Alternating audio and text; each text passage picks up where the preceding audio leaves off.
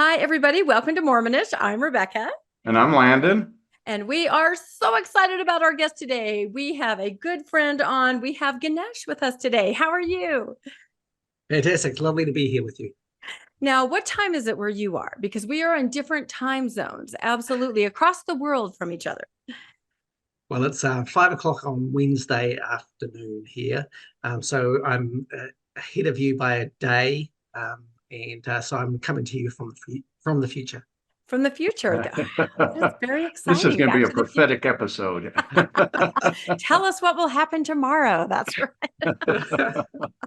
Well, gosh, there's a lot of excitement tomorrow, I must tell you. So hold your horses. There's going to be a lot coming up. And that's it. Oh my goodness. Why don't we, Landon, for anyone in the universe that doesn't know who Ganesh is, I figure everybody does. Why don't we read his bio, and then we're going to delve into one of his areas of expertise. We couldn't think of a better person that we could invite on to talk about evidences of the Book of Mormon. Go ahead, Landon. Let's start the bio. Okay. Ganesh is a crazy person. He has degrees in accounting, commercial law, and psychology. He has experience in small business, IT, steel fabrication, building, caregiving, teaching, and manufacturing. Ganesh has a love of art, music, photography, dance, travel, food, sport, learning, technology, running, sailing, comedy, animals, and philanthropy. Ganesh is a lifelong member of the church, attended Church College, that's an LDS high school, where he was student body president, served a mission in Auckland, New Zealand, and married a fellow missionary, Lindy Nilsson from Seattle. They have 5 now adult sons who are scattered over the world. Ganesh has been a seminary and institute teacher, gospel doctrine teacher, high counselor, and bishop. He's traveled extensively as well as lived in Powell, Wyoming. Not many people can say they've lived in Powell, Wyoming.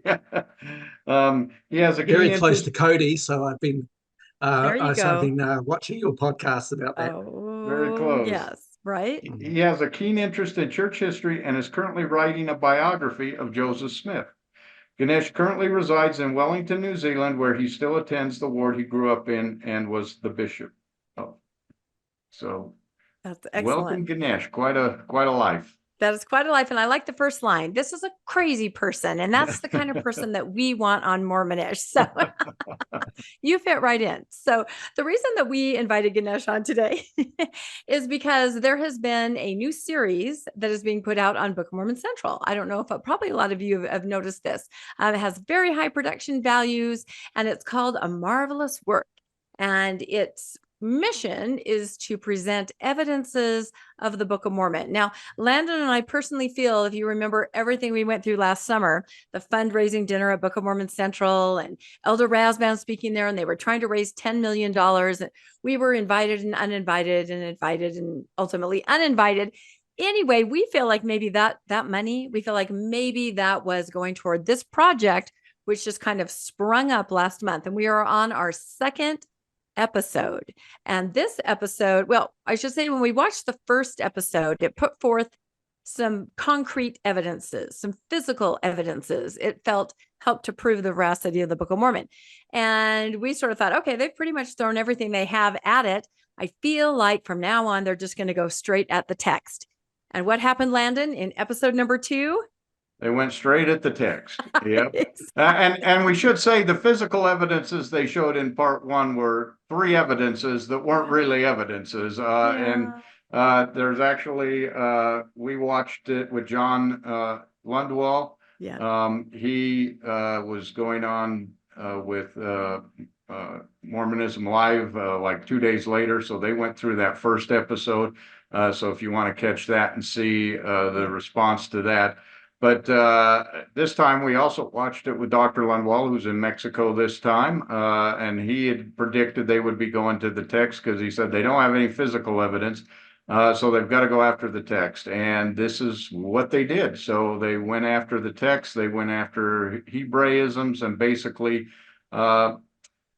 Jacob chapter 5, the allegory of the olive tree. And so they traveled to Spain, which for all of you Book of Mormon scholars, Spain is covered extensively in the Book of Mormon as well as the Bible. I'm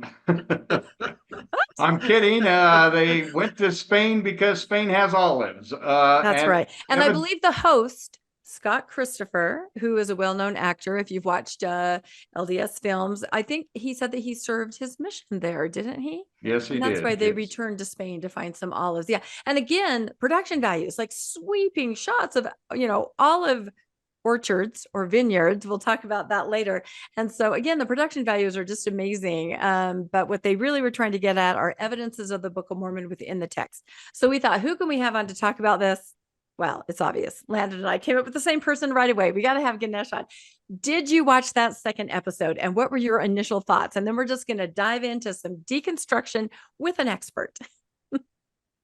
Yes, I certainly watched it, and it was a little bit frustrating, mainly because it really tried to play on the emotions.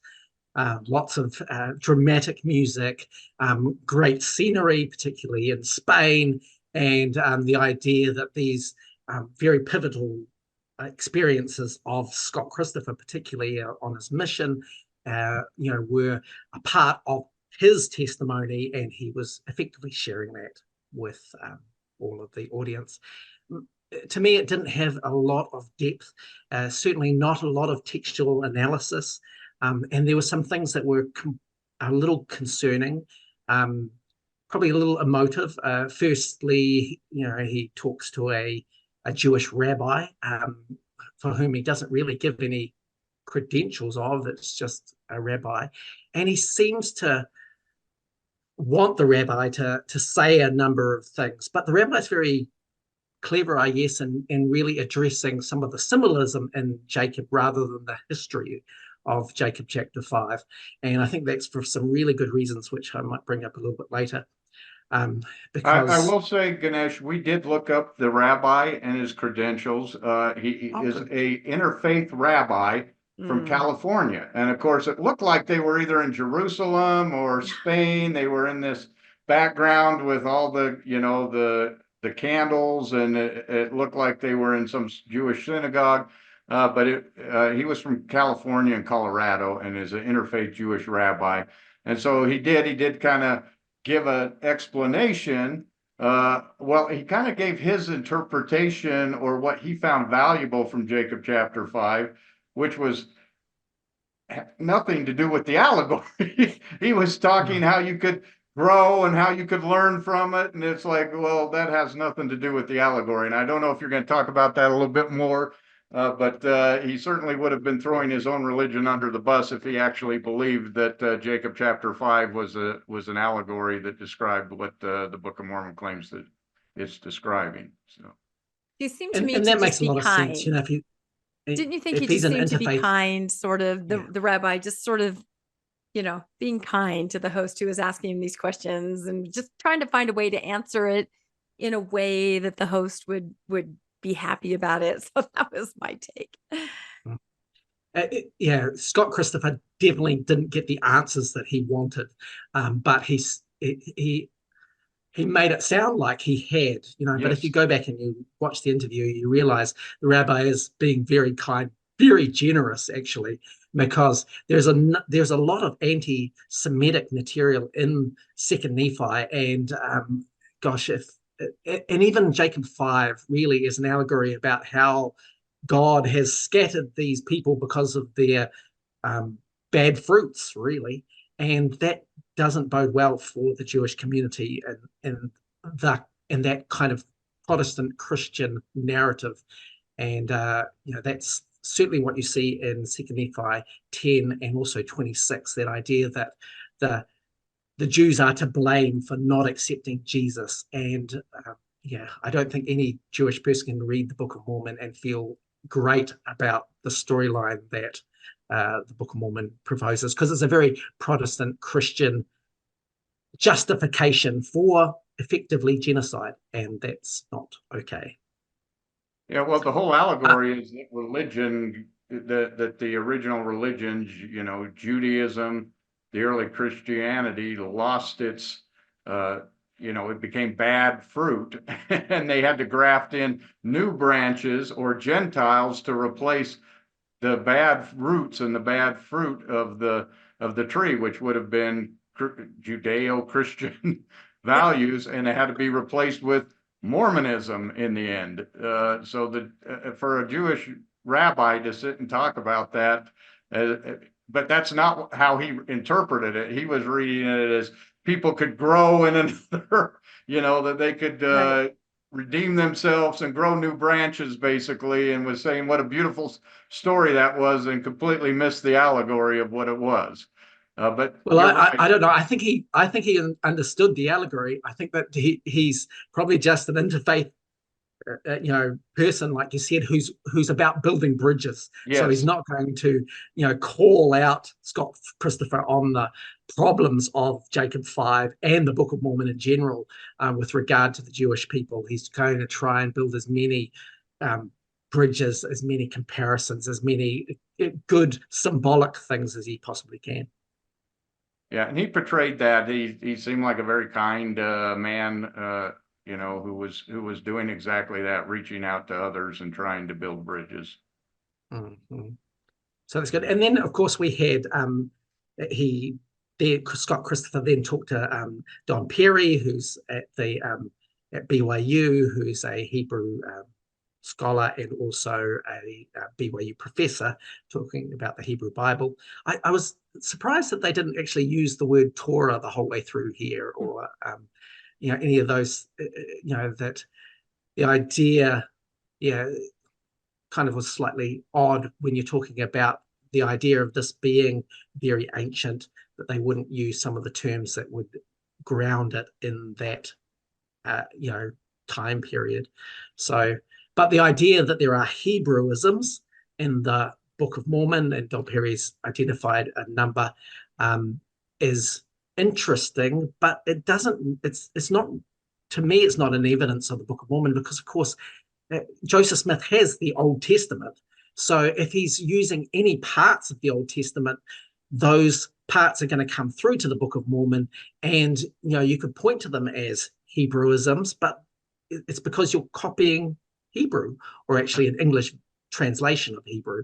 So I can't see that that's a specific evidence of the Book of Mormon, or I can't see that you could claim that.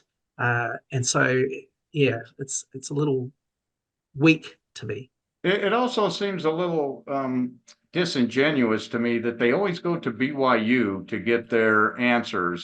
They don't go to, someone who is a non-LDS Hebrew scholar who reads this and says, oh, this is so Hebrew. How could we have missed this? It's always a BYU professor who is paid to make sure that the Book of Mormon sounds Hebrew and that he describes it as a Hebrew word.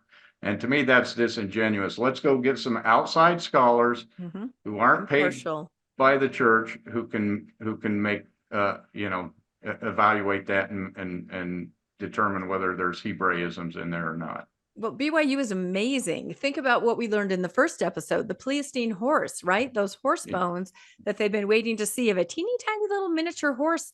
Those were discovered by a BYU professor who was looking for that evidences of horses being mentioned in the Book of Mormon. So BYU is on the cutting edge of Book of Mormon evidence. That is for sure.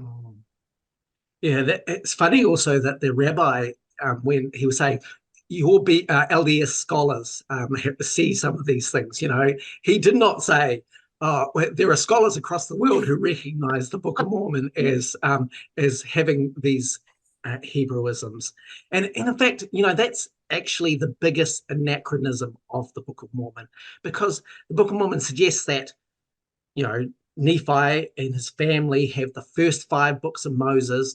Second Nephi quotes a ton of Isaiah passages. And so these should be 600 BC year old Isaiah. And that would be a great discovery. That would be like discovering the Dead Sea Scrolls, because you would have a earlier, more accurate version of Isaiah. But nobody has that. And nobody looks to the Book of Mormon for its antiquity or its betterment than the current King James version of the Bible, because it's not. It's dependent on a King James version, not that it's some ancient source. And so that's a write off within the first few chapters of the Book of Mormon. Anybody who's a biblical scholar would look at this and go, these passages are coming from a King James version, not from anything that we have discovered that is even earlier. And it's certainly not anything ancient that we can go back to and say this is better than what we currently have. It just isn't. Oh, and I think when you talk about other scholars, the majority of scholars understand that this is not historical. I think about the Smithsonian letter, which is an actual letter, a form letter. I've mentioned this before, that the Smithsonian Institute has, because so many people write in asking them, well, have you checked this against the Book of Mormon? Have you looked in the Book of Mormon? Have you used the Book of Mormon?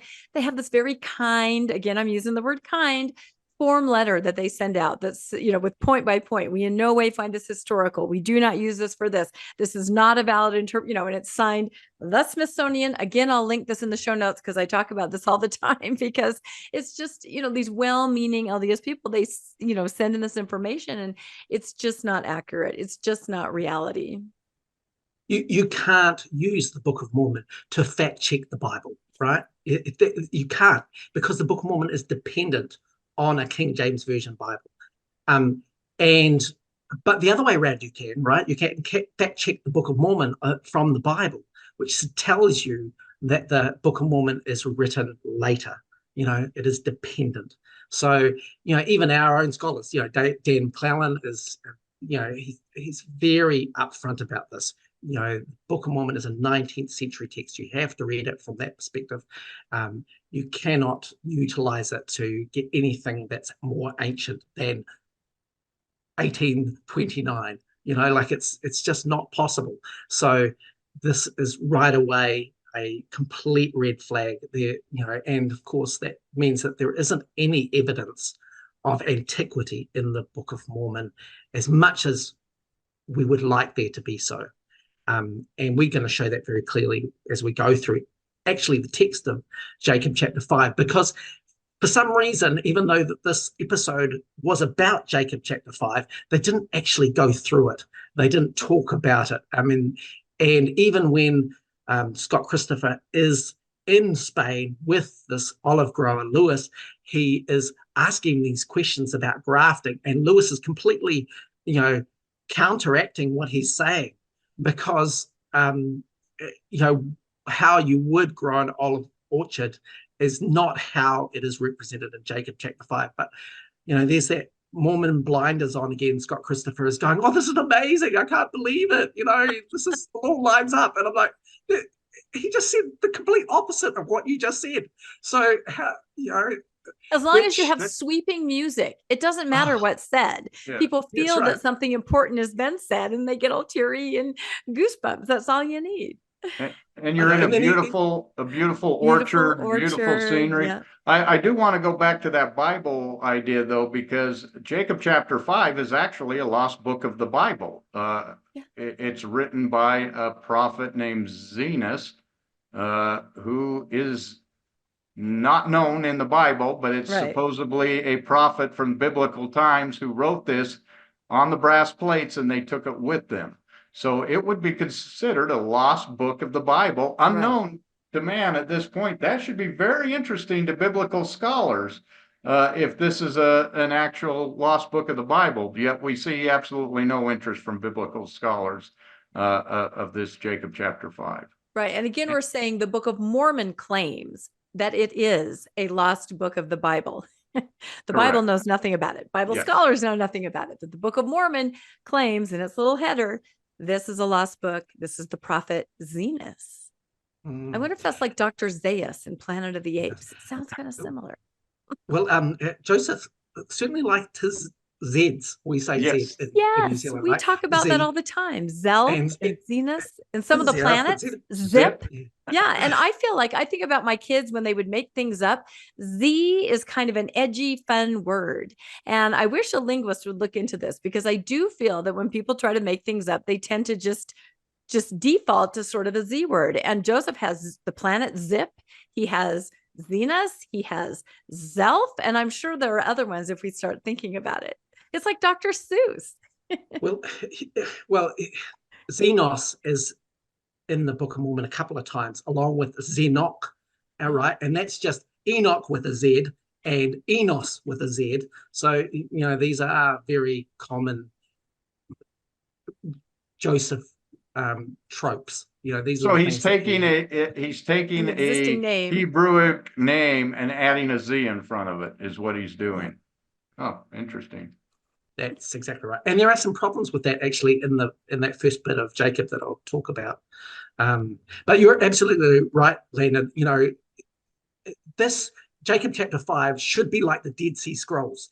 Scholars would be going, oh my gosh, there's a lost book of the Bible that we've got a new, a bit of scripture that we can go anciently. And of course, nobody is doing that, because Jacob chapter 5, although it's supposed to be really independent from the Book of Mormon, for instance, it is the same style as the Book of Mormon. It is the same kinds of composition. It's the same language, repetition. It's got the same idioms that other parts of the Book of Mormon has. So you can't separate it from the Book of Mormon. It's like a mini Book of Mormon. In fact, I think that's one of the beauties of Jacob chapter 5, is that you can look at it as, you don't have to analyze the whole of the Book of Mormon to get an idea of what it's talking about and how it's composed. You can just look at Jacob chapter 5. The other thing you could look at is Ether. Ether is a mini Book of Mormon. It's like the Book of Mormon written again, just in a condensed form. And Jacob chapter 5 is a mini Book of Mormon. So if you want to analyze the Book of Mormon, you can just look at Jacob chapter 5 and get a good idea of the kinds of things that you're going to find in the rest of the Book of Mormon. And same as if you went through Ether, you would be able to, and you can actually take the verses from Ether and find them all throughout the greater Book of Mormon. It's just really powerful like that. And so it's a really good one to analyze for looking at what is the composition of the Book of Mormon, how is it made up, what are the source materials, and also what are the types of ways that Joseph is utilizing them to get something on paper.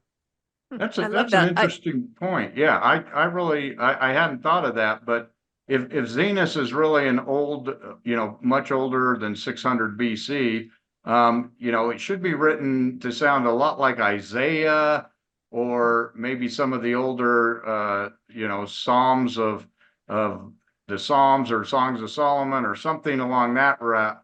But it doesn't. It sounds very much like the rest of the Book of Mormon. It's a fairly easy read. It's got a lot of allegories, but it's a fairly easy read to understand. You see the guy moving back and forth doing these different things. It does sound much more modern and not like it's an older scripture like you would expect if it was on the brass plates. That would indicate that it's at least 100 or more years older than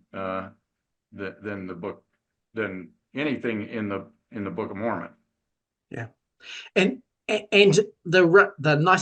interesting thing about Jacob chapter 5 too is that it really puts out the time frame of the Book of Mormon. It's like a meta narrative of the Book of Mormon, because of course this is in the replacement text, so the Book of Mormon has already been completed by the time that this is this dictated. So Zenos or Joseph can basically be really prescriptive and specific about what happens to particularly the Lamanites and the Nephites, because that has already been written. We know exactly what's happening, and it's been written now into this section. All right. So the only other thing to say about the video is that, it is very emotive. Scott Christopher talks about his mission. He goes to visit somebody in Spain that has a powerful experience with the Book of Mormon that has transformed her life and her family's life. And I think that actually that's quite a really good thing to cover in this video too, because really when we're talking about the Book of Mormon, we're talking about an emotive text. All of us have, at some point in our lives, have had an emotional connection to this book. And I had it when I was a seminary student, my first year of seminary when I was 14. And so, the Book of Mormon, although I totally believe and try to evidence that it's Joseph Smith writing it, I still have an emotional connection to the Book of Mormon.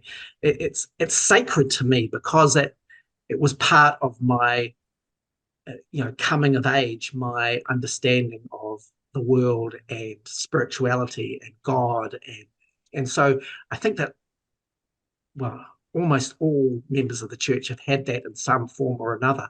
So in talking about the Book of Mormon as not being ancient or not being historic is can be really jarring, because we have this very strong emotional attachment and connection to it, that we want to feel like it is great, it is good, it is superior.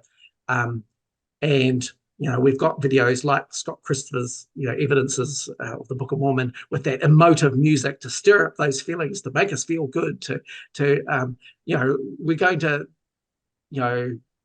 disregard the evidence in favor of how we feel. And so I just want to put that on the table as a bias, that it's really easy to be really difficult to engage with. And so, for anybody watching this, of course, there's going to be a little bit of jarring, and maybe it's a matter of just sitting with it, looking through it, and weighing up the evidence, and then letting it sit for a little while and percolate so that you can see it. Because your first reaction is, oh no, that's not the Book of Mormon that I've grown up with. That's not the evidence that I know. That's not the way that I feel. And so, and that's a difficult and challenging thing to think about. And the one thing they never point out is, they talk about the emotional feelings of the woman who her husband found the book, and of course he's passed on, so that's going to make you cry, and that she's remembering her dead husband. Of course, that's going to bring emotion about. But they make it a very emotional, a very feelings based evidence. But Scott talks about when he was on his mission there, and how he wished that someone would find some of the books that he left. And we all know that that the missionaries have left thousands and thousands of Book of Mormons in Spain, of which people have read and felt nothing at all, or felt laughed at it, or felt that it was a con. So you take one person who believes it's true and you tell their story, and doesn't at all represent what the majority of people who are seeing or reading the Book of Mormon are thinking, because they're not coming in droves to join the church in Spain. Well, that's because I believe the video is made for people who want to find evidence. They're desperately seeking evidence.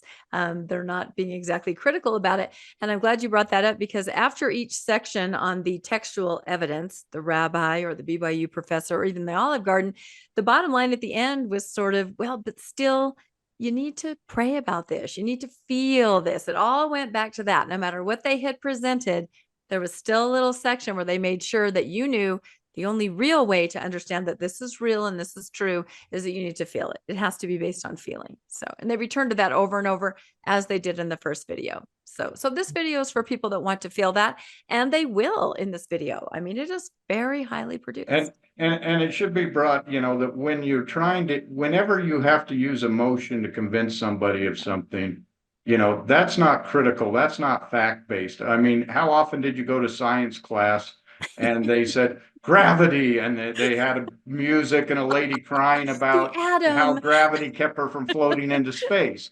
With facts, you don't need music. You don't need emotion. You don't need tears. You don't need sad stories. You don't need people who've passed to the other side. Facts stand on their own without that other stuff. And that's what we need to look at to determine if this is. And that's fine if you want to say, well, that's important for someone to have a spiritual experience. And I agree. There's a place for spirituality and emotion. However, when you're calling your show, the greatness of the evidence, you're saying I'm producing evidence here, and evidence must stand on its own, not full of emotion, but full of fact. Landon said it. There he is. Mic drop. Okay, well, let's look at some evidence then, shouldn't we? Okay. Okay, I'm just going to share my screen and let's have a look at this. Okay, so can anybody see that there? Yep, we Yep. can see it. If you want to go full screen with that. Yes, So we're gonna talk about the allegory of the olive tree. This was really what the focus of the show Episode was. They were yeah. at the orchard, what I call an olive orchard. The Book of Mormon calls it a vineyard, and they point out that olive trees would be grown in vineyards at times. Okay, I'll give them that there probably was olives and vineyards went together quite well in olden times. But let's go ahead and Ganesh, if you want to jump into that. Okay, so there's some lovely things about Jacob chapter 5, and they're really interesting. I guess we should say that there are 77 verses in Jacob chapter 5, and this is one of the longest chapters in the Book of Mormon. So people could, sometimes can look at that and think that that makes it more sophisticated because it's longer. I hope that I'm going to show that it's actually kind of a less sophisticated because there's a lot of repetition in there. Also, it's interesting to know that Jacob 4 and 5 in the original Book of Mormon were one chapter. And so there's Jacob chapter 4 is a little bit of a preamble. And Jacob chapter 6 is a commentary on Jacob chapter 5. So this is really common in the Book of Mormon where a piece of information is kind of alluded to, presented, and then commented on. If you think of like the Lehi's dream, there's the idea of a dream, then there's Lehi's dream stated, and then there's some commentary as Nephi then looks at Lehi's dream and gets his own kind of understanding of it. So this is a very common practice throughout the Book of Mormon.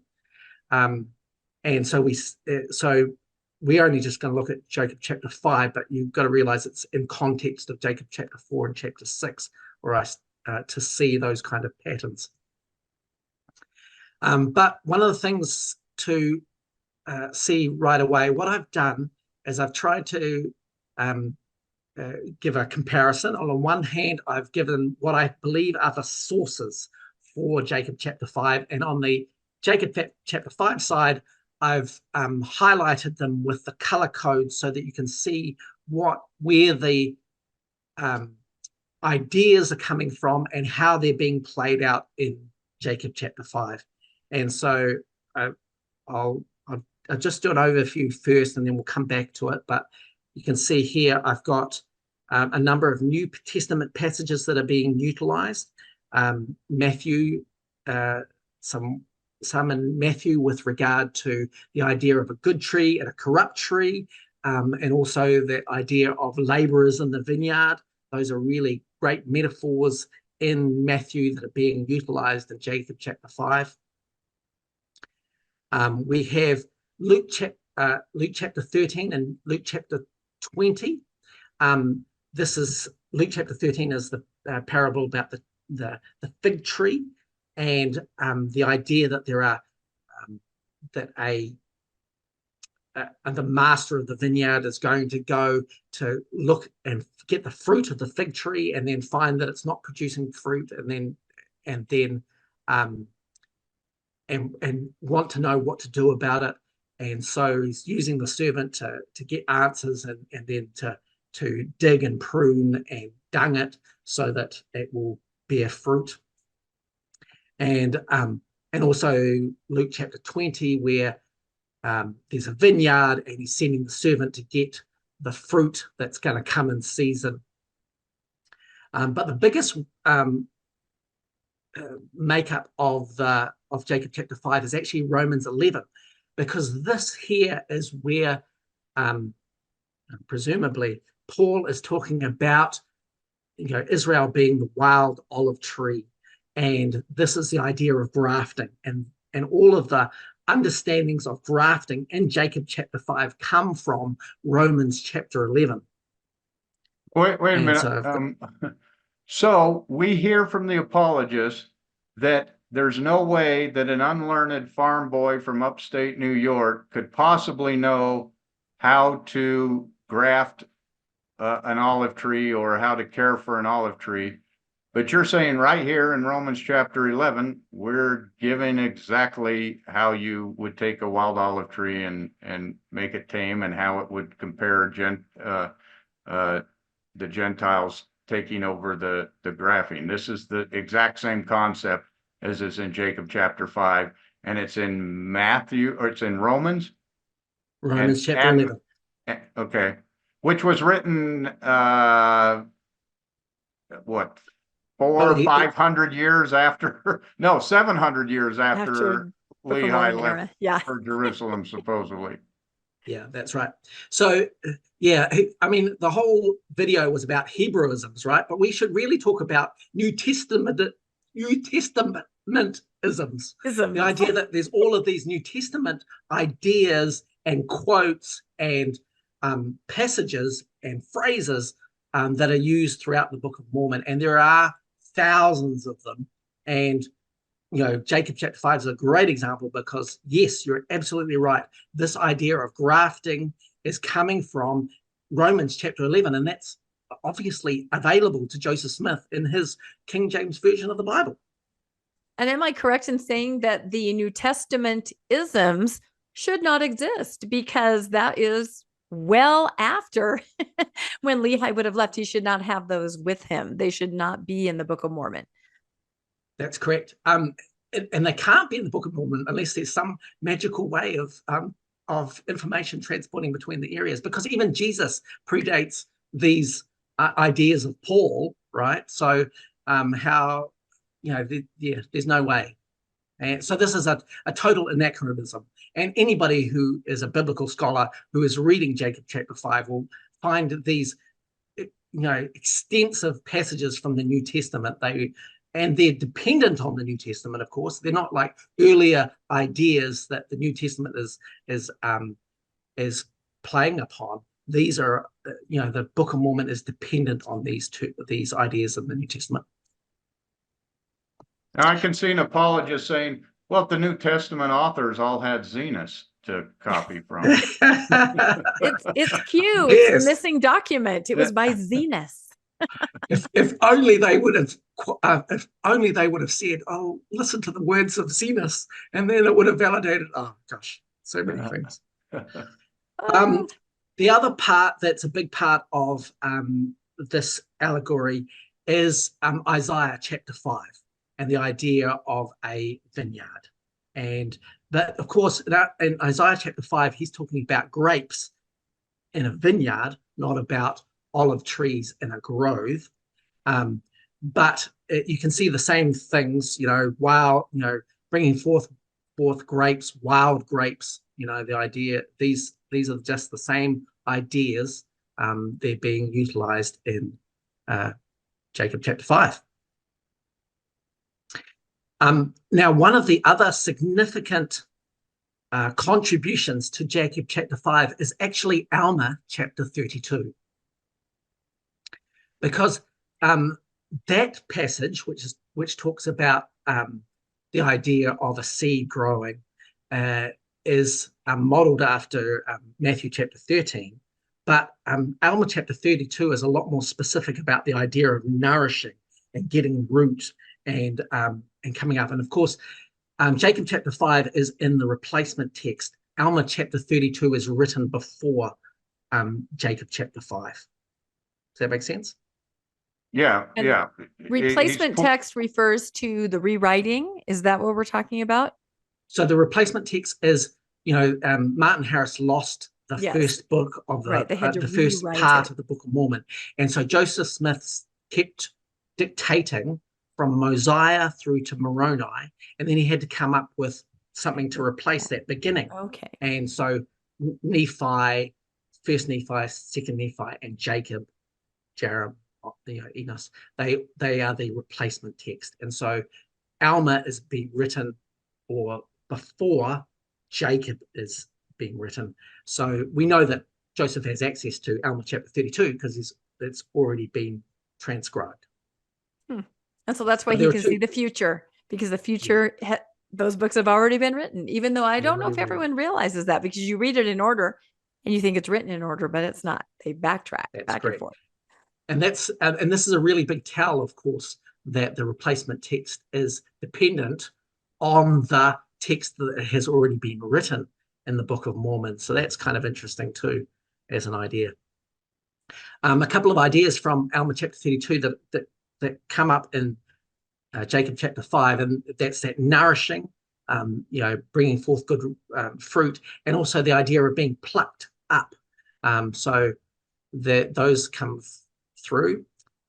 And then I've also included a number of passages from 1st and 2nd Nephi, because again, these are written before Jacob. So Jacob chapter 5 makes the claim that this is an allegory from Zenus. But if you look at 1st Nephi chapter 10, you see that Nephi is ascribing the idea of this olive tree grafting to Lehi, his father. And so actually in the first part of the Book of Mormon, we see over and over again in 1st Nephi 10, and then in 1st Nephi 15, and in 19, and we see that that Lehi is being ascribed this idea of this grafting of these branches. But this is being changed to Xenos by Jacob chapter 5. So this is also anachronistic to the Book of Mormon. It's a contradiction. And we see that Nephi is referring to these ideas of the broken off branches, the forbidden fruit, the opposition, the sweet and the bitter. These are all coming through, and I'm highlighting where these passages in Nephi, 1st Nephi and 2nd Nephi, are both referring to Romans chapter 11, but also some ideas that I've put in grey there that are then going to be utilized in Jacob chapter 5. And so then we can have a look. If I go right up to the top again, here is Jacob chapter 5, and this is going to play out, and I've color coded them so you can see kind of where they're coming. So that here we have right at the beginning, the idea of this prophet Zenos. So according to that, according to Nephi, he's got access to the scriptures, particularly the first 5 books of Moses, but other scriptures from the Jews, and some of it includes Zenos and Zenoch.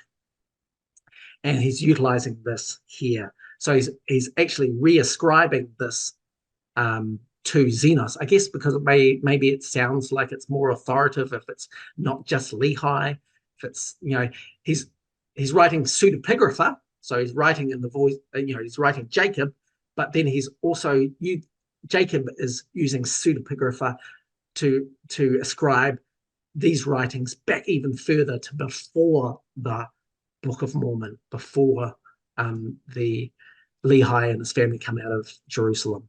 Yeah, so I feel there's an element of gaslighting right here, because right away it says, do you not remember that you read the words of the prophet Zenos? Like, come on, we already talked about this, which is gaslighting. The people are like, wait, did we? I don't remember.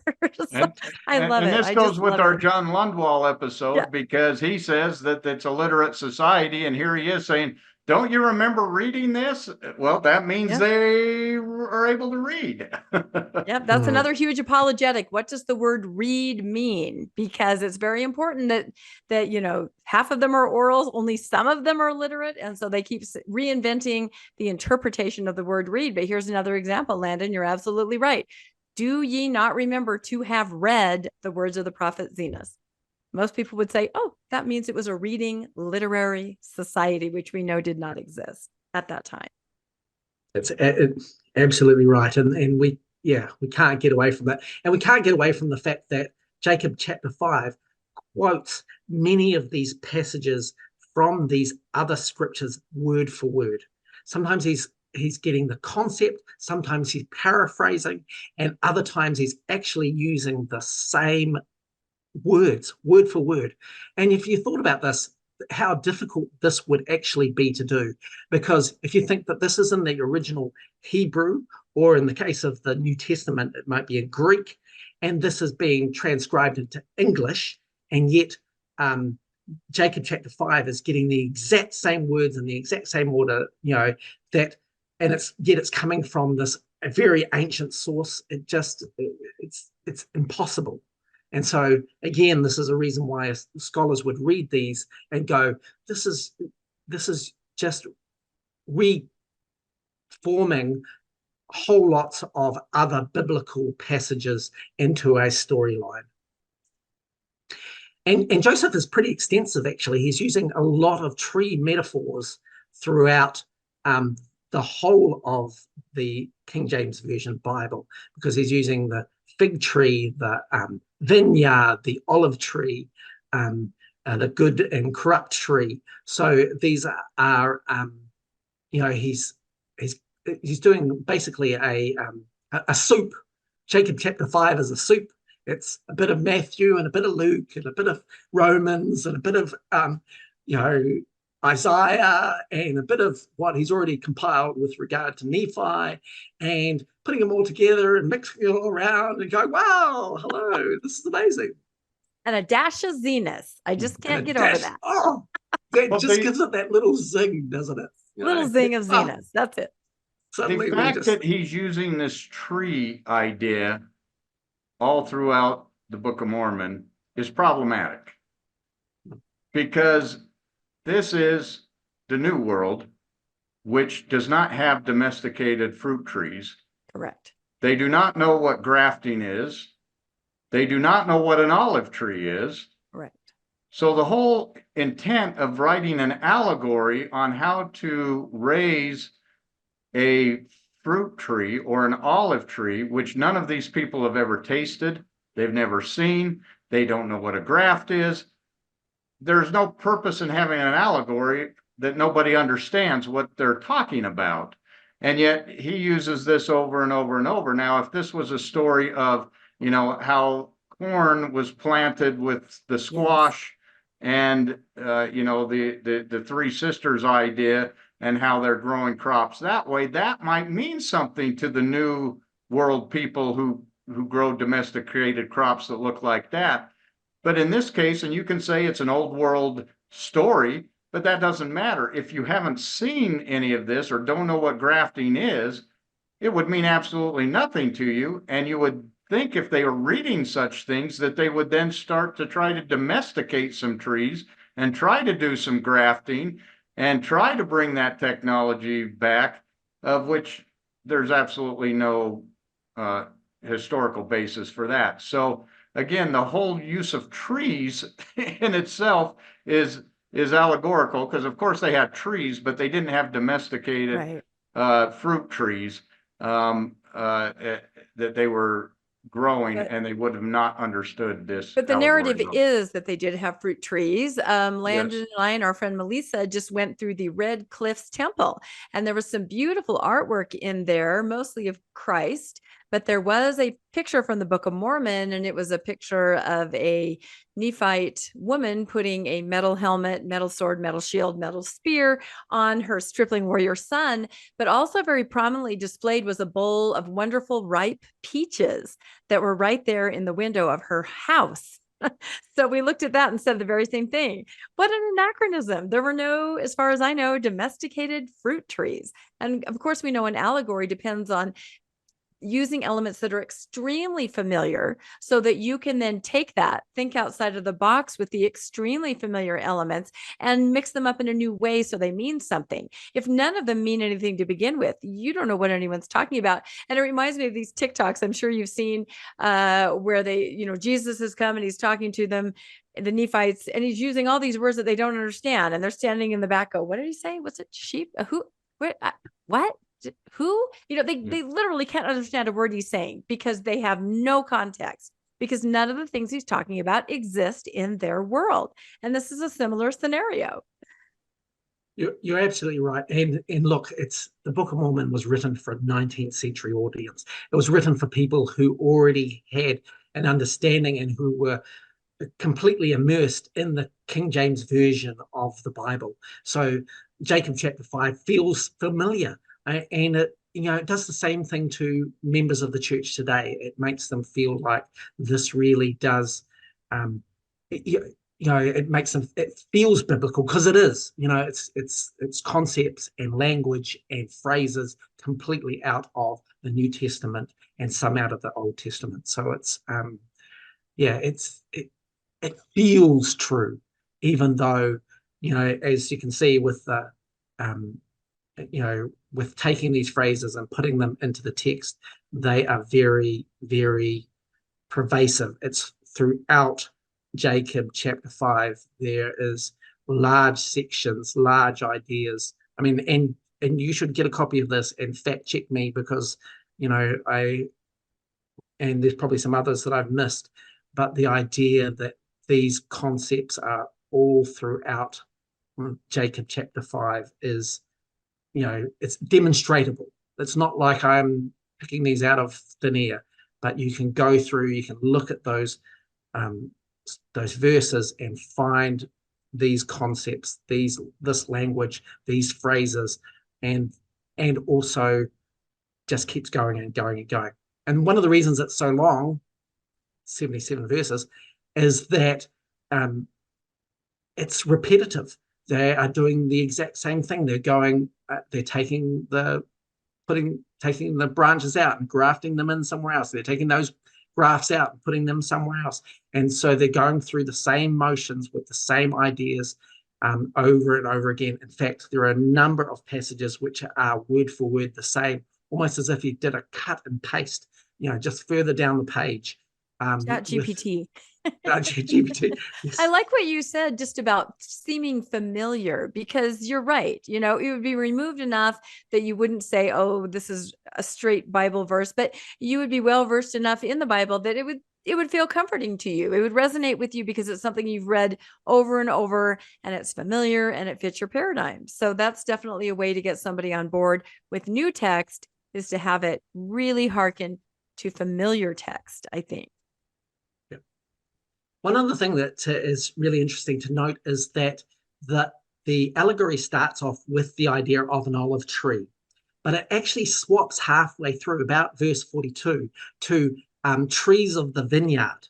So there's actually a little kind of little gap there where he's talking about the olive tree, but then it expands to be the trees, because some of the passages that he's relying on are talking about a singular tree and its singular problems.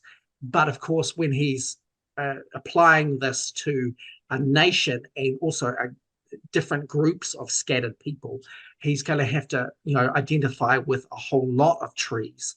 And he uses the trees of the vineyard rather than an orchard, which is also problematic.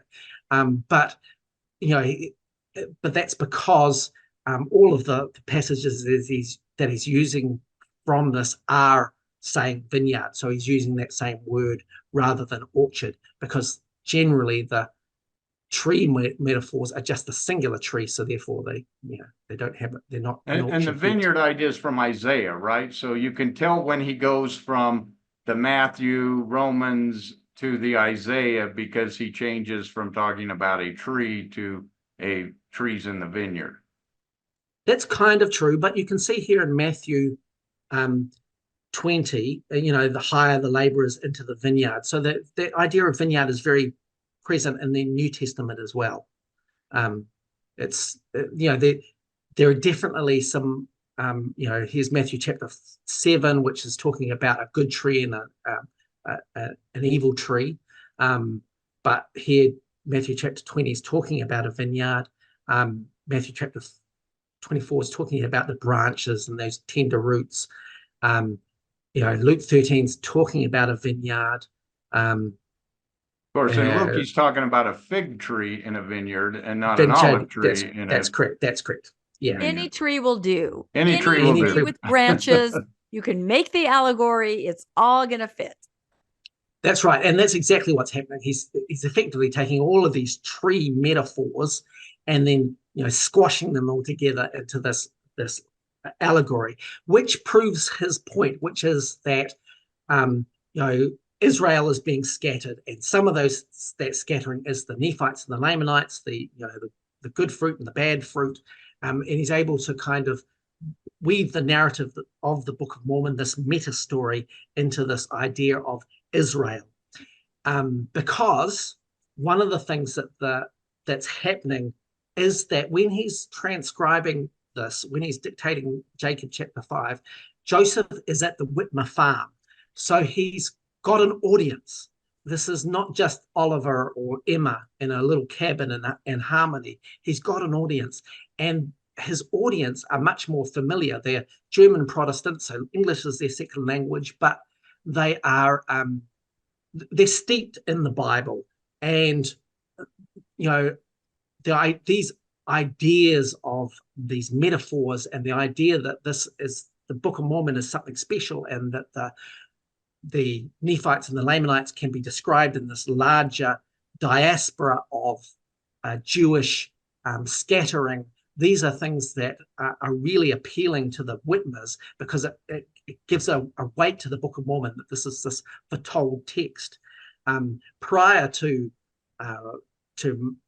Ether, really, the Book of Mormon is a bit of an adventure story, and then as Joseph and Emma and Oliver get to the Whitmer farm, and there's this idea that the Book of Mormon's going to bring forth a church. Then we see in Moroni these kind of prescriptive ideas about, taking the sacrament and ordinances. And then into Nephi, we see this idea that, there's got to be some proof. So there's got to be witnesses, and there's got to be a linking to the idea of this scattering that the Israelites are going to have, and the importance of Isaiah comes in. That's why you see so much Isaiah in the first and second books of Nephi, because these are things that really link the Book of Mormon to the old world.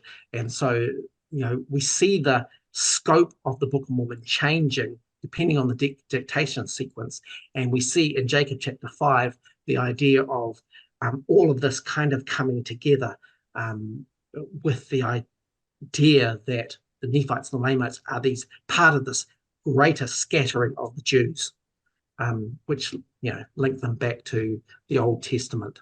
This is a fulfillment of prophecy. Ganesh, can you talk the colors a little bit? And for those that are just listening, we've got color-coded words on both sides. Right. One side has the New Testament and the Old Testament versions, and then Jacob 5. What do the different color codes mean? Are these ideas? Are these passages? What do we make from each of the color codes?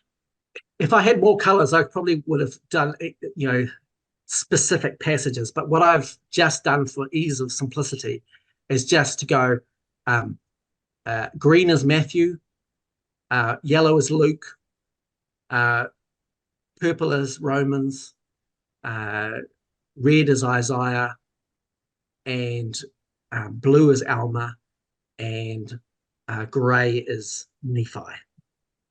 Okay, so where we see those colors in Jacob, that's where he's getting the source from.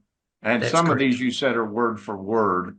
As you scroll through, even though you're scrolling up and down, I can pick up the word for word. I mean, they are literally word for word from the New Testament. This is amazing.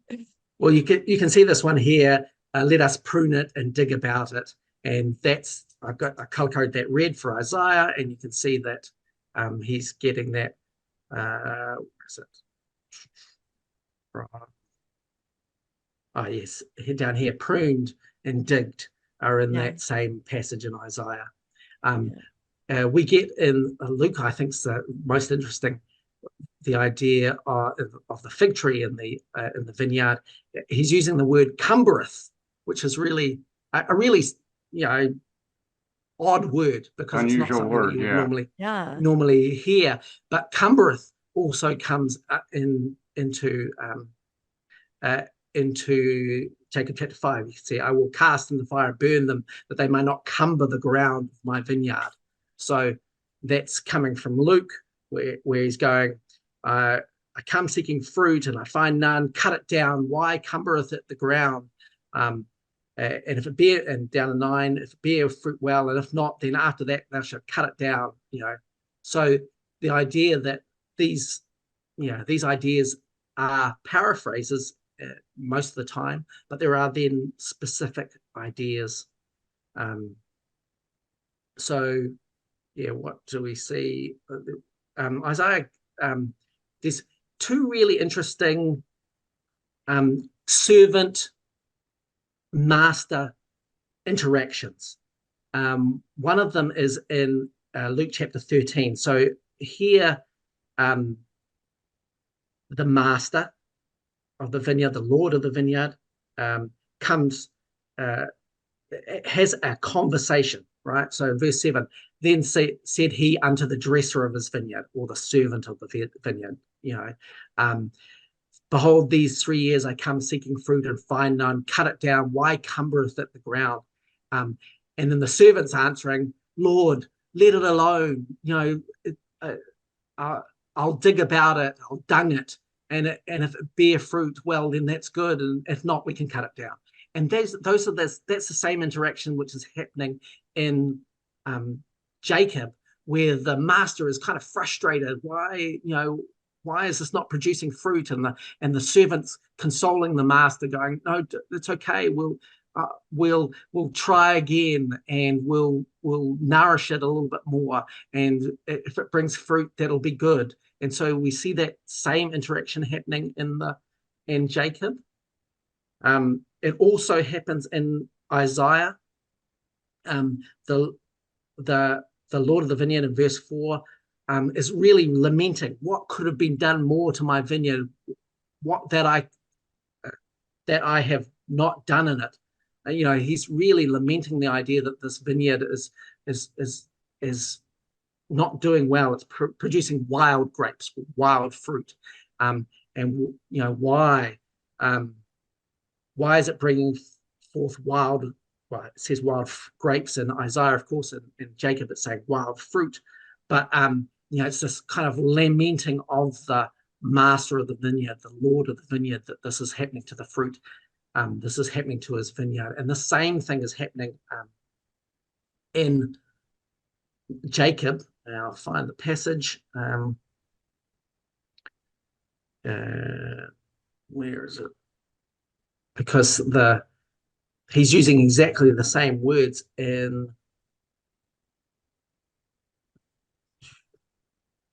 down here in 41. The Lord of the vineyard wept and said unto the servant, what could I have done more for my vineyard? These are the same words that are in Isaiah.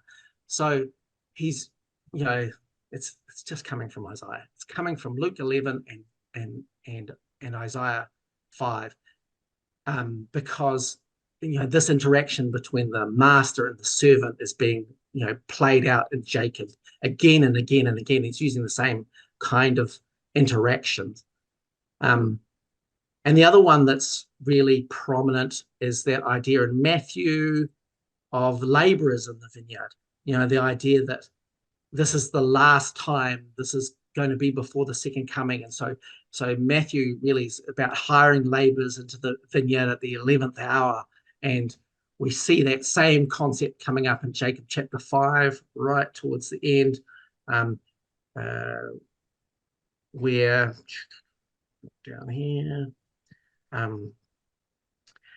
62, we're going to labor with our might this last time, because that's coming to the end. The end draweth nigh. But if you're going back up a bit, what is it?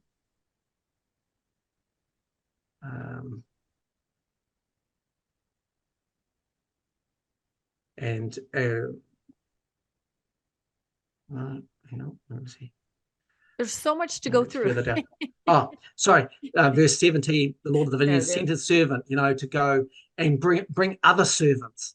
So he's going, go and find laborers for the vineyard and bring them to me. So this is how he's, using this Matthew concept of laborers in the vineyard and doing that at the last hour, because this is the end of the allegory, but it's also the end of the time span that he's talking about, which is just before Christ comes for the second time, right? So that's a very prevalent idea. The idea of that corrupt fruit versus the good and the evil fruit, that's very Matthew, and we see that in. And this would just be so familiar because everyone was so familiar with the Bible. And so if I'm remembering correctly, in the Book of Mormon central video, basically the only reason they think that Jacob 5 is an evidence for the Book of Mormon is because of the concept, how would Joseph have possibly understood this concept of horticulture? I mean, is that the evidence? Is that the overwhelming evidence? And Joseph doesn't, right? He's just copying and pasting from, Matthew and Luke and Romans and Isaiah. He's just doing that. And so, these are all. We have to look at it critically and say, they say, is it possible that Joseph Smith, this poor uneducated farm boy, would know this about horticulture? Well, now that we look at this, what's more possible? That Joseph Smith took these passages, almost word for word in some cases, and the ideas from these passages, and formed a narrative and an allegory in a book that he wrote in the 19th century, or that an Old Testament prophet that nobody's ever heard of wrote a story in King James English that went into brass plates, which were translated from Hebrew to Reformed Egyptian, delivered by an angel, read by a rock in a hat, and became this story, which relates a story that was told to people in a land who had no trees, no horticulture whatsoever, and would have had no idea what the allegory was talking about. Which of those is more plausible? Is how what long we've got do we to have ask to ourselves. think about it? Yeah. How long do we have before we have to answer? We need that. Well, and you're absolutely right. I mean, if we're going back to the, Scott Christopher's video, he gives very little evidence. He gives, tiny amounts of passages. In fact, the one, a couple of the passages he gives, he utilizes 2 Nephi chapter 28 to say that there's a Hebrewism here. But in the same verse, it has a New Testament paraphrase. So, Joseph is utilizing this a lot. And we know it's Joseph because we know he can do this. Because the next year, in 1830, he writes 2 letters to the Colesville branch, and he does exactly the same things. He litters his letters with biblical language and metaphor and phrases. And so this is totally within his purview. He spoke King James Version biblical language. He knew these ideas and concepts and language and phrases, and he just incorporated them throughout the Book of Mormon, throughout his letters, in the early church, and throughout his sermons. That he just was so good at this. And lots of people were good at this because, although he was literate, and this is very important, right? He knew how to read. He absolutely did. And they read as a family the Bible every night because they were poor and they didn't have many books. But he didn't write because he was, they were so poor. They couldn't afford pen and paper. So he had to commit a lot of this thing to memory. This was just the world that he grew up in. He could read really well. He wasn't a very great writer, or at least it wasn't very available to him to do because it just was expensive. But reading and memorizing and speaking and performing, and we've got to understand that the Book of Mormon is an oratory performance. He's performing the Book of Mormon. He's, just like you would a sermon, on on the, from the pulpit. He is, and his audience is right there in front of them. It's the Whitmer family. They gather down, they're listening, they're reading the pages as he's dictating them. There are people listening to him, trying to get weight from what he's saying, and he is producing this text, and it feels familiar to them, so it's convincing them that yes, it's got to be from God, because it sounds exactly like the King James version, and it's using the same kinds of ideas. This is absolutely the truth. And think about how many Whitmers became witnesses of the Book of Mormon. I mean, that's an interesting element there too. And I know it is possible. I had a friend whose son went on a mission, and about 2 months into the mission, he started writing letters back home in the style of the Book of Mormon.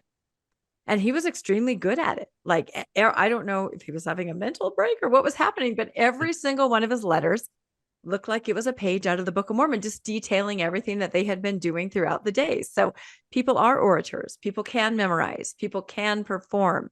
I think we forget that some people are incredibly talented and I would say brilliant.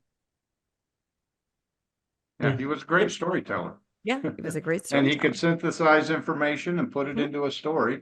And we can see right here where he's getting the information that he's synthesizing into the story. And I don't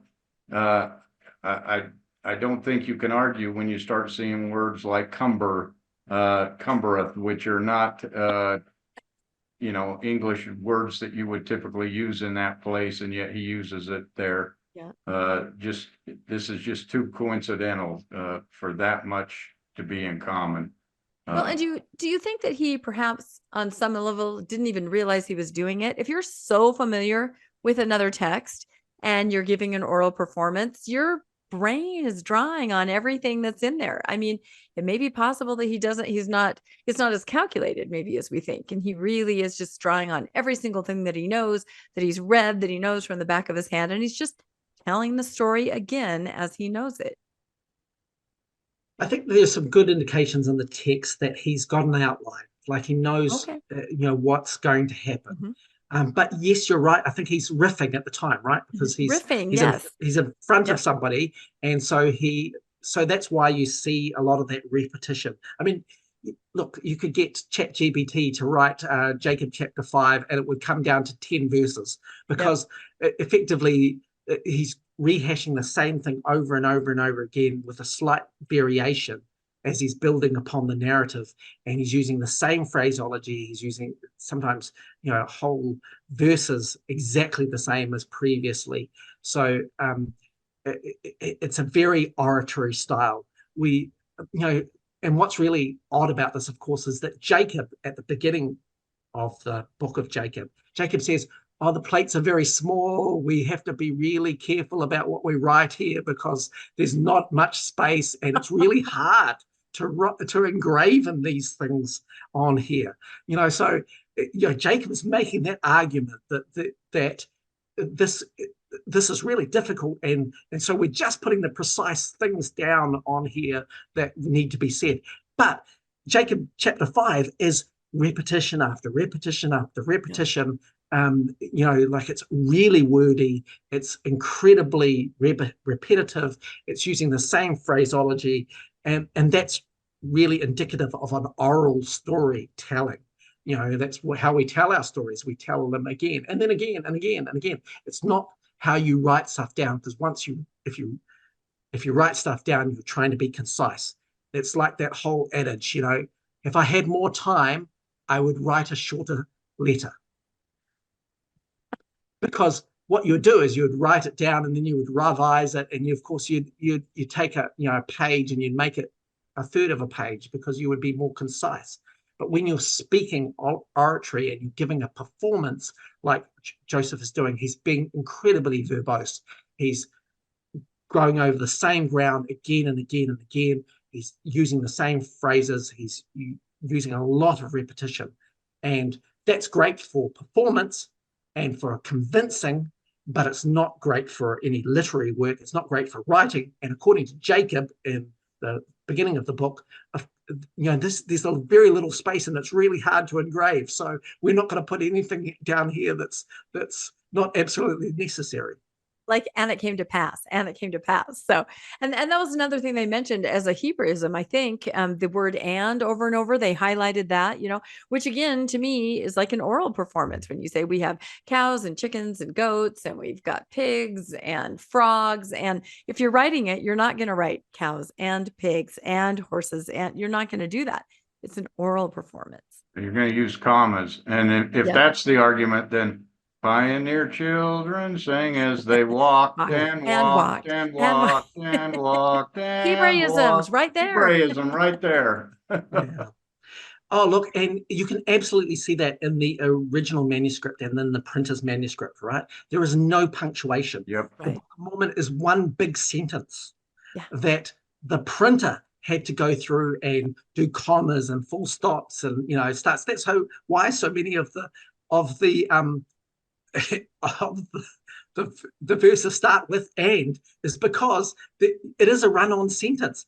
Those full stops, those periods were put in by the printer at the time that it was made for publication. You can go and look at this whole Jacob chapter 5 in the printer's manuscript, and you'll see it's just one big screed of writing.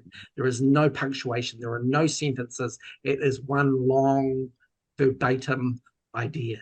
Like an oral performance. And now that you said that, I've never noticed that about the ands, but even in this little passage we have up here, each verse starts with an and. So that's exactly how you would perform it orally, and then someone would have to put a period in it. Yeah. That is really interesting. I never thought. And that's important to note, because supposedly he's translating from a written record, so he should be translating a concise, well-worded, well-organized sentence structure, not this run-on and. That's indicative of someone who's orally producing something that they're making up in their head, and they're thinking it through as they make it up. I know. I feel like the "and" is sort of like and you know what I mean? Like it's just a little moment. You take a pause, you get your memory back. And again, like you said, on the plates, they constantly say, we have to be careful. We don't have enough room. We've got to condense. Of course, an apologist, I guess, could say that God doesn't use punctuation, because if it was translated on a rock and a hat, it was just words like a ticker tape scrolling through, no punctuation. Maybe that's the answer. Where is the God of grammar? Where is the God of grammar? But everyone will tell you grammar's a devil, not a God. Grammar is the devil. That's it. Anyone who's had an English class. You're absolutely right with the "and," but it's even worse than that, right? Because "and it came to pass that" is it's exactly what you said it is. It's a pause. It's a moment to say something out loud while the brain catches up with what is the next thing to be said. So it's something that an oral performer will do to be out, because that's the thing, so that you can then link your next idea onto it, because it's your way of kind of giving your brain pause so that there's no dead space in the performance. Yeah, I love that. I have a version of "and it came to pass" that I use while podcasting. Instead of saying "and it came to pass," I say, "What do you think, Landon?" And then while he's answering, I'm going, "Okay, I'm going to say next." So that's my version. What do you think, Landon? And I think people would look at these two verses here, these side-by-side comparisons, and they'd say, well, that's not word for word. Or, yeah, he's got a few little places where he's saying something in the same word order. But think about this. All of us who have been in the church have scriptural phrases that we use in our common everyday language. We might say, that's a tender mercy. Well, we got that, out of the scripture, and yet we use it because we have little phrases that we've learned from the scriptures, because we're so familiar with them, that we use in our language. And so if we retell a story, we're going to retell those parts that we remember, line for line. And I know I could certainly, there's whole sections of scripture that I can repeat word for word, or whole scriptures of the articles of faith that I can repeat word for word, and that I could easily, if I was trying to put a story in and I told that part, I would use word for word because I'm so familiar with it. And I might screw up a little bit and it wouldn't be exact, but it's going to be pretty darn close. And that's what we're seeing here. That's exactly right. And he was trying to do that again to make it sound familiar, to give it importance because it sounds biblical, right? It's that fancy King James language that all prophets, including Zenos, spoke and wrote in. That Zenos, I'm excited to meet him one day. Yeah. I wonder why I've seen a lot of paintings, church artwork of many different prophets in the Bible and the Book of Mormon. I do not know that I have ever seen a painting or a picture of the prophet Zenos. Have either of you? I don't know. He's right there next to Zenoch and, and Zebulon and Sarah Hemler. And Zelph, yeah. Yes.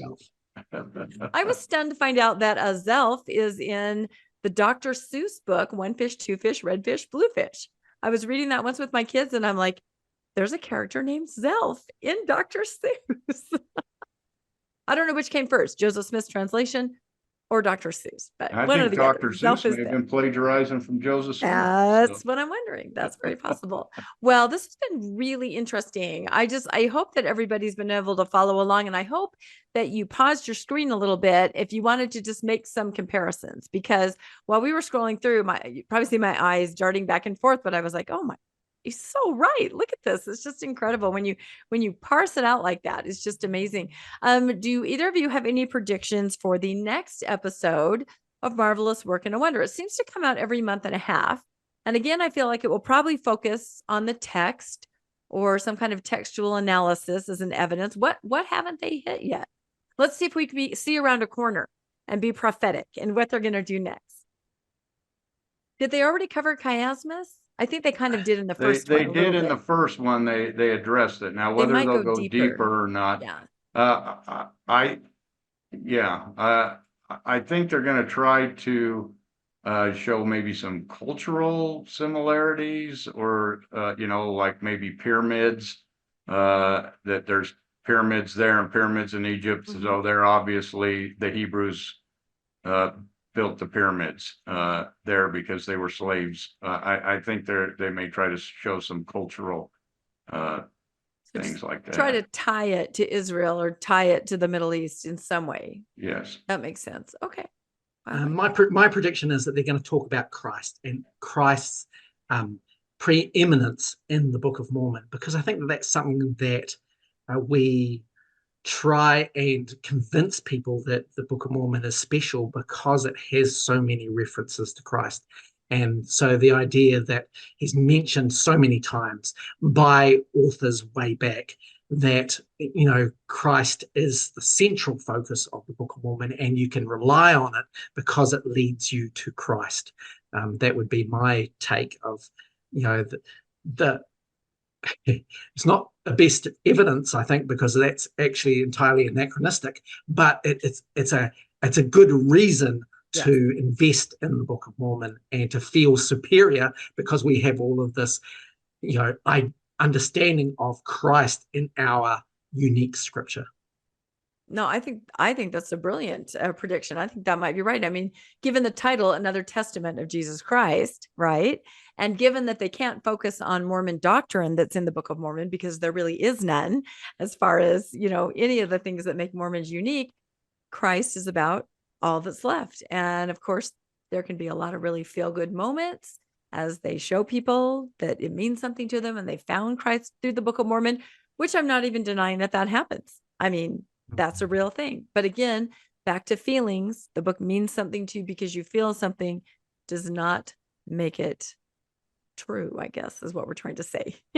Any final thoughts, Landon? Have we covered this? Yes, I wanted to throw in, I think they'll show us baptismal fonts as well at some point. Anytime you can show something that holds water, that's a clear indication that it's a baptismal font. So I think they'll go there at some point. Especially a square hole in the ground. And I have to say, I find myself doing that. Where were we, Landon? Were we out with Dr. John Lundwall in the Fremont State Park, or were we in Chaco? But Chaco there were some, rectangular holes in the ground. And I found myself thinking, baptismal font? I mean, we're just hardwired, right, to look for those evidences. Oh, that's funny. Well, thank you so much. This has been really enlightening, and we'll try to come back when the next episode comes out because I think it's important to show a different point of view. What do you think, Ganesh? Yes, absolutely. And look, if this stuff really interests you, because it really interests me, and some of the viewers, I am writing a book on Joseph Smith, talking about the idea that the Book of Mormon is Joseph, and Joseph is the Book of Mormon, and of course, then Joseph becomes Nauvoo, and Nauvoo becomes the church. So that's where this kind of disconnect between the Book of Mormon and unique church practice comes in. But also, I am doing a Come Follow Me series on TikTok, which is going through week by week with the program, looking at the text and looking at evidences for Joseph's involvement in the text. So you can follow me on TikTok if you want to do that, and that's under Deep Dive, the Book of Mormon. And also then condense each week and put it on YouTube so that you can listen to 4 or 5 different TikToks at the same time for that particular week. So I find this stuff incredibly fascinating, and I'm really interested in what other people think about it, and also critiquing it because, of course, I don't know everything, and I'm really interested in ways that, or things that I'm missing too. And collectively, and with social media, we're able to kind of collaborate a little bit and see things that we wouldn't normally see because we've got slightly different viewpoints on the scriptures, on the Book of Mormon, and also Mormonism in general. Oh, I'm so glad you brought that up. It's true. Your series is absolutely amazing, and we will link everything in the show notes so that people can find that, because it is the Book of Mormon that they're studying in Sunday school this year. So everything goes hand in hand right there. And I have to say that I respect so much all the scholars that we have on Mormonish, because every single one of you says exactly what you just said. Please peer review me. Please contact me. Please look at what I'm putting out. Please tell me if there's something that that's more, something I missed. Don't you agree, Landon? Everyone we have on says that. And it's just so refreshing because you don't always get that in other places. Yeah, the peer review is vital in this type of thing. And that's one thing that we find over and over and over with the church scholars is they peer review it internally inside BYU, inside this, little bubble of peer review. We want to have it checked by people in the church, people out of the church. It should withstand the scrutiny of all sides, and that's what we're looking for. So.